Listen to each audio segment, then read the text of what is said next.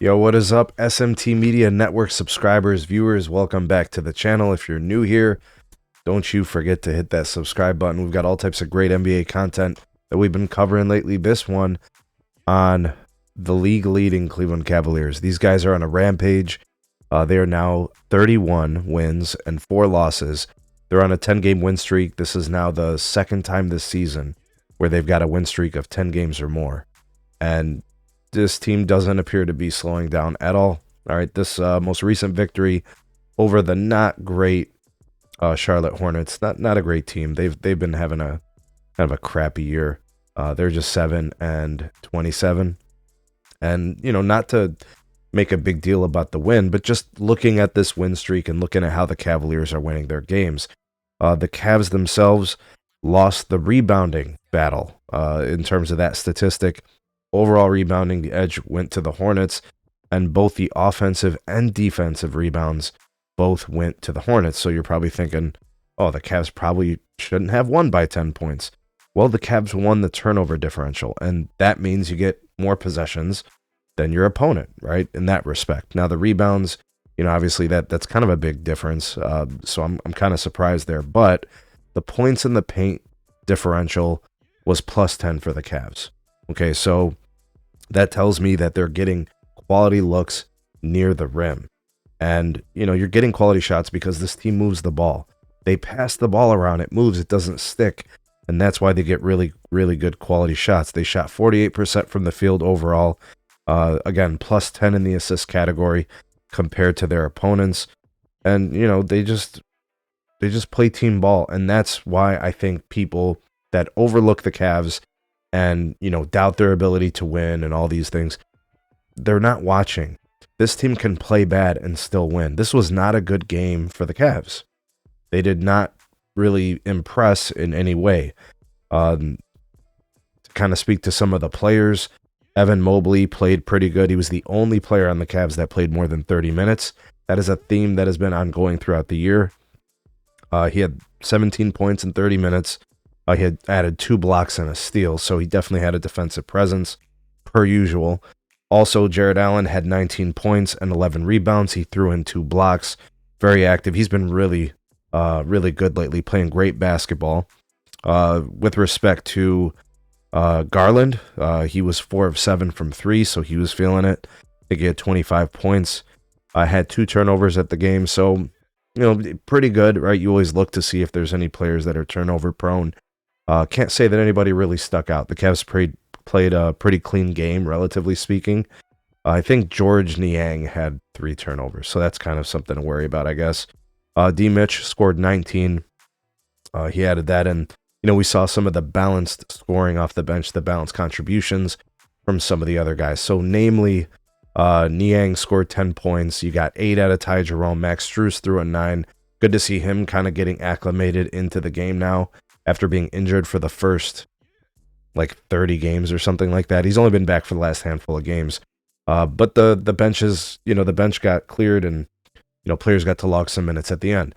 Now I want to speak to the plus minus, looking at the productivity of the Cavs. Dean Wade was plus 17. Really nice outing with respect to his contributions, stepping into the starter role.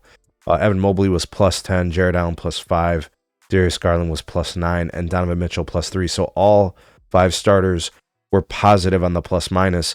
And then with respect to Ty Jerome and Max Strus, Strus was plus 24 plus minus. Ty Jerome was plus 13. Niang was plus 6.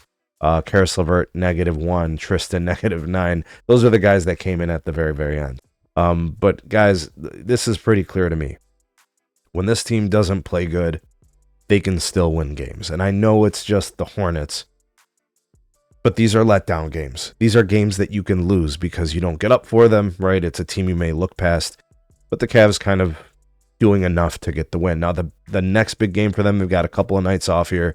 They're going to be playing the Thunder next, and this is a really, really good test for the Cavs against a team that I would say is probably the best defensive team in the league. They have guys across the entire lineup. It doesn't even matter who they start. Guys that can just defend from SGA on down. Really, really good defensive team. They're not a like a earth-breaking, earth-shattering offensive team. Obviously, with Chet Holmgren, being out of the lineup, it changes some of the dynamics. But being led by SGA, who in my opinion is definitely in the conversation for MVP, they are a good team, and defensively they're very good. So what the Cavs can do is use this as a barometer, use this as a benchmark. This is probably going to be the best defensive team you faced all year.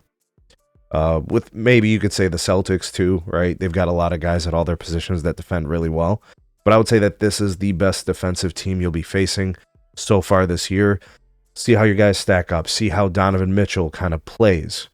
I'm not so much concerned about how many points he scores, but I'm more concerned about how he gets his points, because he's probably going to see a pretty stiff challenge from this Thunder defense. And then how does Garland respond, right? No matter who's on him, he's going to be locked down pretty well. So we'll see. And then Evan Mobley, I think he's going to be one of those X factors. From the Thunder side, obviously it's SGA. You want to see if you can get some contributions from some of the role players, Jay Will and stuff like that. We're gonna see probably the best test so far for the Cavs on a very complete Thunder team. Remember, they're just as hot as the Cavs are, in my opinion. I think they're just as tough-minded, well-coached, great leadership out of SGA and the rest of the guys there. This, in my opinion, is one of the most important games of the season up to this point. The other games would have been the ones against the Celtics. I thought that the Cavs responded well to the Celtics games. We learned a little bit about what they want to do in certain moments in crunch time. We saw the Cavs really step up defensively the last time they played the Celtics. Let's see how the Cavs fare against the Thunder, who, in my opinion, this is going to be one of their truest tests up to this point. So we'll see how they perform. I ask you guys, and you can, drop me a comment. Do you guys think that this is an important game for the Cavs? I mean, they're on a 10-game winning streak. The Thunder are the best team out west. In my opinion, they're the cream of the crop. I think they're a great team. So I think between obviously the Celtics and now the Thunder and maybe, the Knicks and whatever else could come down the line, this is a big game. And the Cavs are going to be, well rested. Won't be any excuses. Generally pretty healthy, with the absence of a Okoro really the only injury. Let's see how they respond. This is going to be big. I know you guys are excited to watch it. I know I'll be watching it. We'll definitely do a follow-up video when we get there. But please do like and share this video, subscribe to our channel, and we'll see you guys soon on the next video.